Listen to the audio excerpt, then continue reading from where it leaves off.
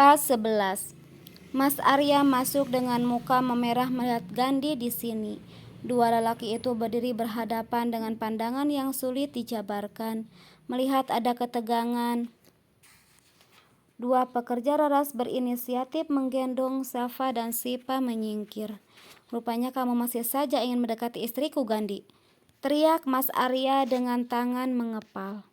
"Aku tidak serendah itu menghalalkan segala cara untuk mengambil milik orang lain. Hanya seorang pecundang yang suka nikam dari belakang dan pastinya dia seorang banci." Gandhi menatap dengan pandangan meremehkan pada Mas Arya. "Mas Arya," aku berteriak melihat suamiku yang secara tiba-tiba memukul Gandhi. Membuat lelaki itu tersungkur, darah segar mengalir dari sudut bibirnya akibat pukulan itu. Gandhi berdiri mengusap lukanya dan bersiap membalas. "Gandhi, please jangan buat keributan di sini, pulanglah." Aku dorong tubuh Gandhi menjauh. "Rahma, tanyakan pada suamimu itu, kenapa aku menghilang tanpa kabar setelah lulus SMA. Agar kamu tahu laki itu macam mana. Dia tidak pantas untukmu." Mas Arya mencoba mendekat mendengar ucapan Gandhi. Aku pegangi tangannya menyuruh Gandhi secepatnya pergi. Teman sekolah kami itu berlalu menggendong Syafa pergi. "Ini alasanmu bekerja, Rahma, agar bebas bertemu lelaki itu. Kamu selalu bilang sila perempuan tidak tahu malu. Ternyata kamu lebih memalukan daripada dia." Hardik Mas Arya menunjuk mukaku. Sebuah tamparan aku beri di pipinya. Lelaki itu terkejut melihatku melakukan itu. Diusapnya bekas tanganku yang terlukis di wajahnya. "Arya Wijaya, aku selama ini selalu diam dan mengalah sebagai seorang istri.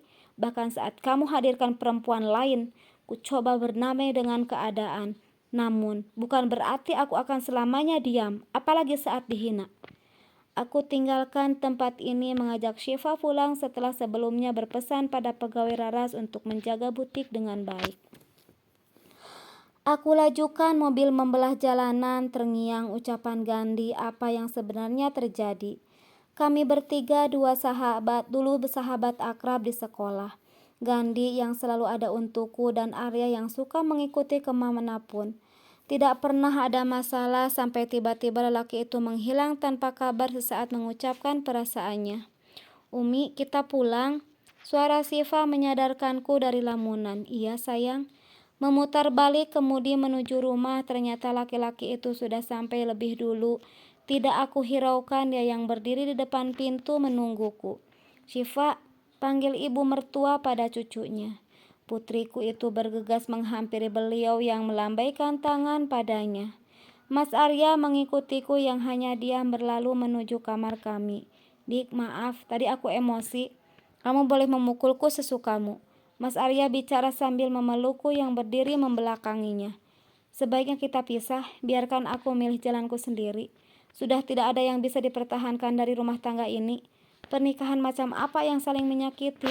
Sekali aku bilang tidak, selamanya tetap tidak, Rahma. Aku tetap akan mempertahankanmu demi Syifa." "Jangan bawa-bawa Syifa, Mas. Itu munafik." "Apa kamu pikir Syifa bahagia melihat orang tuanya seperti setiap hari bertengkar? Aku mohon lepaskan ikatan kita. Syifa tetap anakmu meski kita berpisah. Ada namanya mantan istri tapi tidak pernah ada mantan anak. Apa karena laki-laki itu kamu maksa pisah, Rahma? Jangan mengkambing hitamkan orang lain, Arya Wijaya. Lihatlah dirimu sendiri. Jika kamu tetap kekeh dengan keinginanmu, aku yang akan menggugat cerai dengan alasan perselingkuhan. Apa itu yang kamu mau? Tidak semudah itu kamu bisa lepas diriku. Rahma Anjani, apa yang aku miliki selamanya tetap harus jadi milikku." Teriak Mas Arya mengacak rambutnya sendiri. Tidak aku pedulikan teriakannya, hanya bisa menenangkan diri di kamar mandi menyesali keputusan kembali ke rumah ini.